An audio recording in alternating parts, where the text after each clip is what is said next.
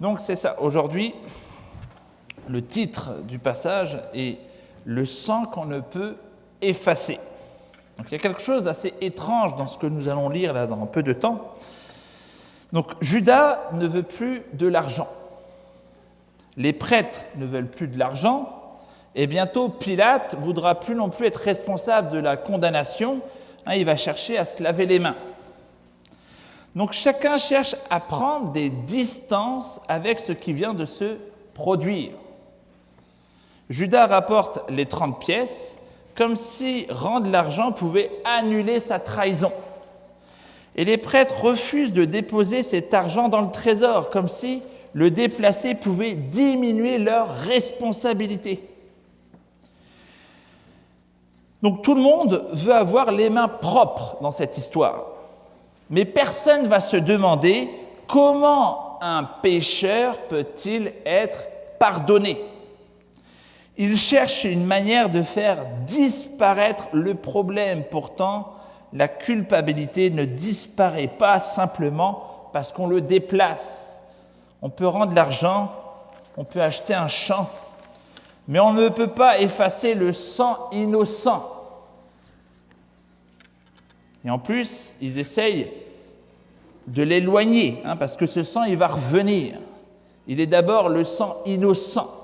L'argent devient ensuite le sang, le prix du sang. Et enfin, il y a un terrain qui va être acheté avec de l'argent qui devient le champ du sang. Donc dans la liturgie, il y a également ce thème du sang qui est revenu particulièrement. Donc il y a peut-être l'Éternel qui veut nous parler. Donc le sang reste. Il expose ceux qui veulent en fait s'en débarrasser. Et personne dans ce récit ne veut réellement venir à Jésus. Donc ils veulent éloigner son sang, alors que ce sang est précisément le seul qui puisse les laver. Tout le monde veut se débarrasser du sang de Jésus, mais personne ne peut l'effacer. Donc je vous invite à vous lever pour lire le texte en question. C'est à partir du verset 3 du chapitre 27 jusqu'au verset 10. Alors Judas, qui l'avait livré, voyant qu'il a été condamné, fut pris de remords et rapporta les 30 pièces d'argent aux principaux sacrificateurs et aux anciens en disant « J'ai péché en livrant le sang innocent. » Ils répondirent « Que nous importe, cela te regarde. » Judas jeta les pièces d'argent dans le temple, se retira et alla se pendre. Les principaux sacrificateurs amassèrent les pièces et dirent « Il n'est pas permis de les remettre dans le trésor sacré puisque c'est le prix du sang. » Et après en avoir délibéré, ils achetèrent avec cet argent le champ du potier pour la sépulcre des étrangers. C'est pourquoi ce champ a été appelé champ du sang jusqu'à ce jour. Alors s'accomplit la parole du prophète Jérémie. Ils ont pris les 30 pièces d'argent, la valeur de celui qui a été estimé pour le fils d'Israël, et ils les ont donnés pour le champ du potier, comme le Seigneur me l'avait ordonné. Je vous invite à vous asseoir. Donc, qu'est-ce qui se passe ici ? Donc, Jésus-Christ vient d'être condamné par les autorités juives, et pendant la nuit, il y a les faux témoins qui ont échoué à établir une accusation solide. Et finalement, Jésus a été condamné à cause de son propre témoignage de son identité. Celui que le tribunal prétendait juger a annoncé déjà qu'il serait assis à la droite de la puissance et qu'il viendrait sur les nuées. Donc il était en train de leur dire « c'est moi qui vais vous juger ». Donc c'était un tribunal inversé. On avait vu ça la semaine dernière. Et au matin, les chefs des prêtres et les anciens prennent conseil pour le faire mourir. Ils le livrent à Pilate. Et c'est alors que Judas comprend la gravité de son acte. Il revient avec les 30 pièces d'argent et confesse « J'ai péché en livrant le sang innocent ». Donc sa confession, elle est exacte. Jésus est innocent. Judas l'a livré. Mais les prêtres lui répondent « Que nous importe, cela te regarde ». Donc ceux qui ont su utiliser Judas ne savent pas secourir Judas. Il lui dit même « Allez, c'est bon, dégage, c'est incroyable la scène. » Donc il jette alors l'argent dans le temple, puis il part se pendre. Et les prêtres ramassent les pièces, mais refusent de les remettre dans le trésor sacré. Donc ils reconnaissent que c'est le sang, le prix du sang. Et ils achètent un champ, le champ du potier, afin d'en faire un lieu de sépulcre pour les étrangers. Je ne sais pas si on s'imagine la méchanceté de ces gens-là, c'est incroyable. Déjà, ils ramassent les pièces, parce qu'ils ne veulent pas les perdre. Ils ramassent les pièces. Ensuite, ils achètent un champ, mais ils ne voulaient pas un champ pour leur propre peuple. Du coup, ils y mettaient les étrangers. C'est ce que dit le texte. C'était pour les sépulcres des étrangers. Donc, ce n'était même pas pour des Juifs. Et ce terrain reçoit un nom donc, qui conserve une mémoire de crime. C'est le champ du sang. Donc, ils voulaient éloigner l'argent compromettant et ils construisent malgré eux, en fait, un monument au sang qu'ils ont versé. Donc, Matthieu nous montre ici une vérité. Le sang innocent de Jésus ne peut pas simplement être rejeté, caché, déplacé. Chacun doit savoir ce qu'il en fera. Et ce sang devient soit un témoignage contre celui qui rejette Jésus-Christ, ou soit le sang de l'Alliance pardonne celui qui vient à Christ. Donc nous allons voir trois choses. Judas reconnaît le sang innocent, mais il ne cherche pas refuge auprès de Jésus-Christ. Le prix du sang retourne au temple et révèle l'hypocrisie de ses chefs religieux. Et enfin, les 30 pièces et le champ du potier annoncent le jugement d'Israël. Donc Judas prononce cette parole « J'ai livré le sang innocent ». Et en fait, c'est intéressant, Judas, il ne cherche même pas à se justifier. Il reconnaît sa responsabilité, il reconnaît l'innocence de Jésus. Et son témoignage est important. Judas a vécu auprès de Jésus, il a entendu son enseignement, il a vu ses œuvres, il a partagé la vie du groupe apostolique. Judas aurait pu chercher à justifier sa trahison en accusant Jésus. Ah, mais moi, quand j'étais avec lui durant les 3 ans, il a fait ci ou il a fait ça. Mais non, il ne dit même pas ça, Judas. Il dit qu'il était vraiment innocent. Donc, il fait l'inverse de chercher à accuser Jésus. Il confesse avoir livré un innocent. Il rapporte même l'argent. Mais il faut remarquer ici une différence capitale. Avoir des remords n'est pas encore se repentir. Judas est bouleversé. Il regrette ce qu'il a fait, pourtant il retourne vers les prêtres. Il ne retourne pas vers Jésus-Christ. Il apporte son péché à ceux qui ont participé au crime. Et que lui offre-t-il ? Aucun sacrifice, aucune parole de consolation, aucune promesse de grâce. Ils disent « cela te regarde ». Voilà l'impuissance, en réalité, d'une religion qui a rejeté le grand prêtre. Elle peut organiser un procès, administrer le temple et discuter de la pureté et la rituelle, mais lorsqu'un pécheur arrive en disant « j'ai péché », elle n'a pas en fait de pardon à annoncer. Donc Judas reste seul dans sa faute.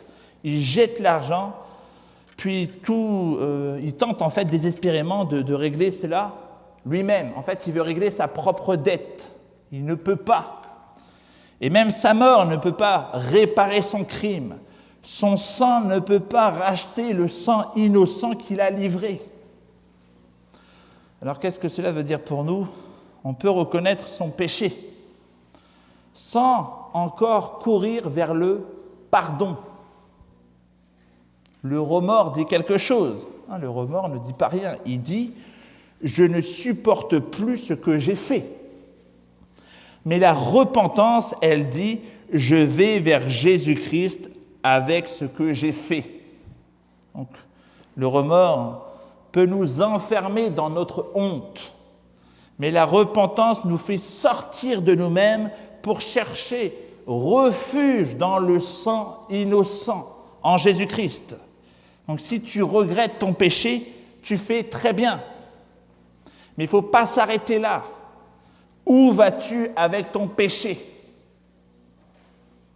Pierre a lui aussi renié Jésus. Il a pleuré amèrement, mais il sera ramené vers Jésus-Christ. Donc son espérance ne reposera pas sur la qualité de ses larmes, mais sur le sang versé pour le pardon. Donc ensuite, nous voyons que Judas prend les 30 pièces et les jette dans le temple. Donc l'argent venait des autorités du temple. Elles avaient payé Judas pour obtenir Jésus, mais maintenant, le prix du sang retourne à son point de départ. Judas dépose, pour ainsi dire, la preuve de leur crime dans la maison de Dieu. Et les prêtres ont dit « Cela te regarde », mais les pièces répondent, en fait, ces pièces sont en train de dire à ces prêtres « Mais ça vous regarde aussi, parce que vous aussi, vous avez participé à ce sang d'innocents. » Donc, ils reviennent dans leurs mains. Ils ont financé un complot. Ils sont maintenant placés devant la face de Dieu. Les prêtres ramassent l'argent et déclarent « Il n'est pas permis de le mettre dans le trésor sacré, puisque c'est le prix du sang. » Donc, leur raisonnement, en fait, il est pas faux. Hein. Ils veulent protéger la pureté du trésor. Mais leurs scrupules révèlent leur aveuglement. Ils comprennent que l'argent est souillé pour un meurtre. Mais ils ne se repentent même pas du meurtre. Ils refusent l'argent du sang, mais maintenant la condamnation de l'innocent. Donc ils ont peur de souiller le temple avec les 30 pièces d'argent, mais de ne pas souiller leurs mains avec le sang du Messie. C'est incroyable. Donc ça, c'est une religion attentive à toutes sortes de règles, mais aveugle au Seigneur lui-même. Vous avez vu nos confessions d'aujourd'hui, la confession des péchés. Tout le texte nous amène à ça. Donc que Dieu nous aide à ne pas devenir comme ces gens-là. Que Dieu protège notre paroisse de cela. Moi, c'est ma prière, j'ai prié pour ça cette nuit. Seigneur, garde-nous de nous réjouir du sang de l'innocent. Donc le problème du Sanhédrin n'est pas qu'il manque de religion. Ces hommes possèdent les textes, les sacrifices, le calendrier, le temple. Leur problème est qu'ils utilisent la religion pour résister au Dieu qu'ils prétendent servir. C'est un avertissement pour l'Église, bien sûr. On peut parler de sainteté et négliger la miséricorde, la justice, la fidélité. Donc la véritable orthodoxie nous conduit toujours à écouter Dieu, à confesser nos péchés et à nous soumettre à Jésus-Christ. Chose importante, les prières imprécatoires, c'est des prières qui sont portées vers le mal, vers le méchant. Donc il y a l'idée, une prière imprécatoire, c'est pas vous voyez des choses horribles autour de vous, vous commencez vraiment à prier contre ce mal.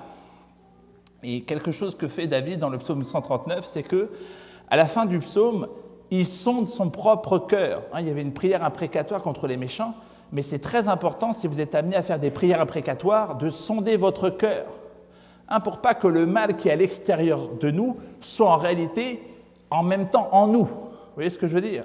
Donc il y a comme quand on fait des prières imprécatoires, de bien sonder son cœur, pour savoir si on est dans un esprit de vengeance, s'il y a quelque chose qui ne va pas dans notre cœur, confesser, de sonder son cœur devant l'Éternel et ensuite faire des prières imprécatoires.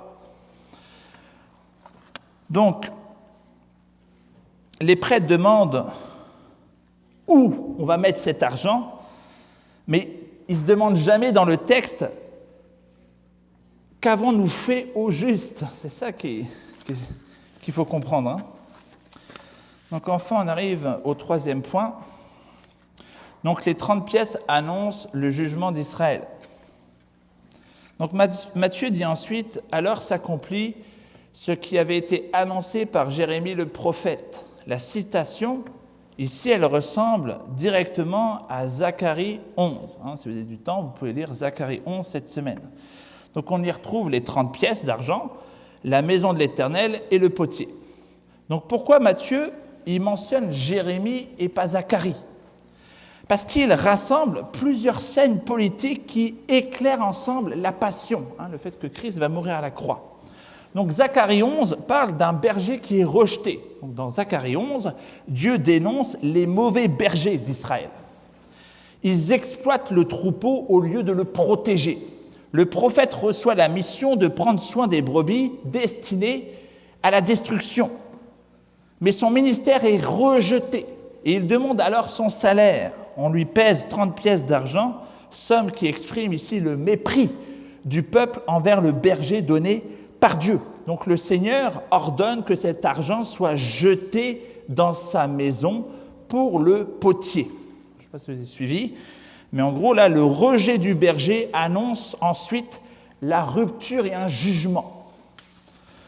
Donc Matthieu nous dit que cette scène atteint son accomplissement en Jésus-Christ. Donc ils ont rejeté en fait le bon berger et ils étaient presque attachés en fait à des mauvais bergers. Et Jésus, il est ce véritable berger d'Israël. Il a cherché les brebis, il a nourri, il a dénoncé les faux chefs qui dévoraient le troupeau. Et les chefs d'Israël l'ont évalué à 30 pièces d'argent. Et on avait vu que c'était le prix d'un esclave. Ils n'ont pas simplement rejeté le prophète ici, ils ont vendu le berger. Et Jérémie 19 nous parle du sang innocent et le vase brisé. Donc Jérémie, il ajoute une autre dimension à Zacharie 11. Et c'est ça qui est important là. Dans Jérémie 19, Dieu accuse Jérusalem d'avoir rempli le lieu de sang innocent. Le prophète prend un vase de potier et le brise devant les anciens. Donc c'est un geste du prophète qui est en train d'annoncer que Dieu va briser la ville, comme on brise un vase que l'on ne peut pas réparer. Donc nous retrouvons chez Jérémie le potier, dans le texte de Matthieu, le sang innocent, les anciens, Jérusalem et le jugement. Donc Matthieu est en train là de rassembler deux prophètes. Zacharie annonce le rejet du berger et Jérémie il annonce le jugement de la ville qui verse le sang innocent.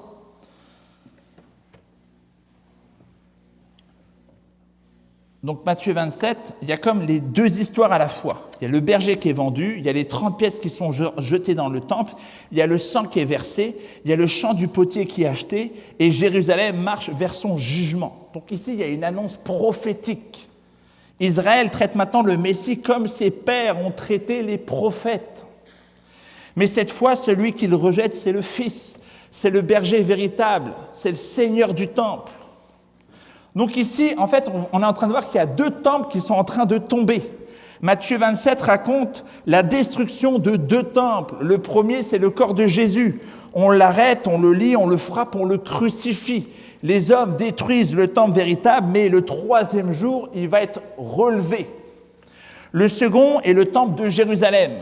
Les chefs pensent protéger leur institution en éliminant Jésus-Christ. Mais en rejetant le Seigneur du temple, ils annoncent la fin de leur propre maison. Donc il y en a une qui va mourir, et l'autre qui va mourir pour ressusciter. Et lorsque Jésus va mourir, en fait, il y a le voile de ce temple qui va se déchirer. On avait vu également la semaine dernière. Il y a les vêtements du prêtre qui se déchirent. Il déchire ses propres vêtements et c'était interdit par la loi. Donc il y avait comme cette idée que la prêtrise juive est en train de se déchirer en jugeant Jésus-Christ. Donc ils détruisent le véritable temple et ce faisant prononcent leur propre sentence. Donc le champ du potier devient donc un signe planté dans le sol. Le sang innocent a été versé, le berger a été rejeté et le vase de Jérusalem sera brisé. Alors en conclusion, Judas veut se débarrasser du sang. Les prêtres veulent se débarrasser du sang. Pilate voudra également se laver les mains de ce sang innocent. Mais le sang de Jésus, il ne disparaît pas. Il revient dans la confession de Judas, le sang innocent. Il revient dans la bouche des prêtres, le prix du sang. Il revient dans le nom du terrain, le chant du sang. Et bientôt, il reviendra dans le cri de la foule, que son sang, la foule, ils ont crié ça, que son sang retombe sur nous et sur nos enfants. Quelle folie! Donc, tout le monde finit, d'une manière ou d'une autre, sous le sang de Jésus. Et pour certains, ce témoignage devient un témoignage contre eux. C'est comme le sang d'Abel qui criait depuis la terre, le sang innocent du Christ, lui réclame justice contre ceux qui le rejettent. Mais ce même sang porte une autre parole pour celui qui vient, Jésus. Quelques heures plus tôt, Jésus avait pris la coupe et il avait déclaré « Ceci est mon sang, le sang de l'alliance répandu pour plusieurs pour le pardon des péchés. » Donc le sang versé par la méchanceté des hommes devient, selon le dessein souverain de Dieu, le sang par lequel les pécheurs sont pardonnés. Donc il y a deux possibilités ici. Soit le sang de Jésus-Christ témoigne contre celui qui le rejette, soit le sang de Jésus-Christ couvre celui qui vient à lui. Donc, tous ceux qui vont rejeter le sang, Judas va se pendre. Les prêtres, leur ville va être détruite en 70. La foule qui est en train de crier cela, il va y avoir une guerre civile.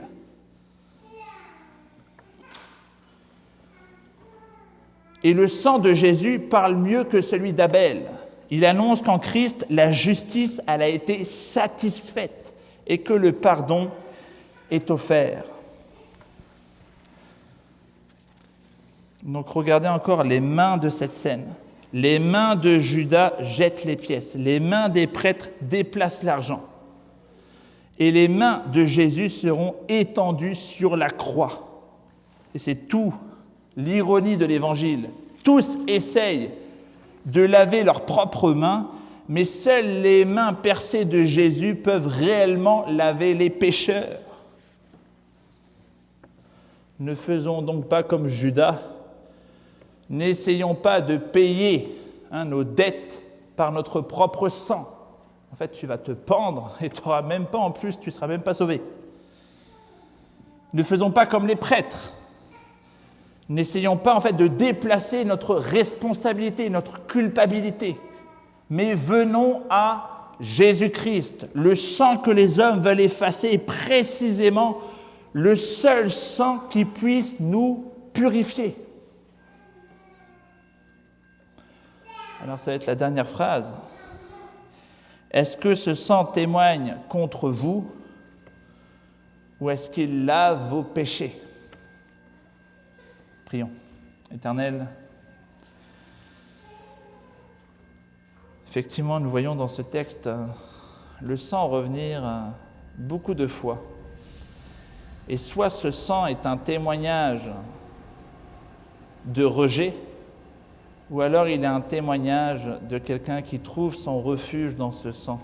Seigneur, donne-nous, à travers la sainte scène que nous allons prendre, être conscients que Christ nous lave de nos péchés. Amen.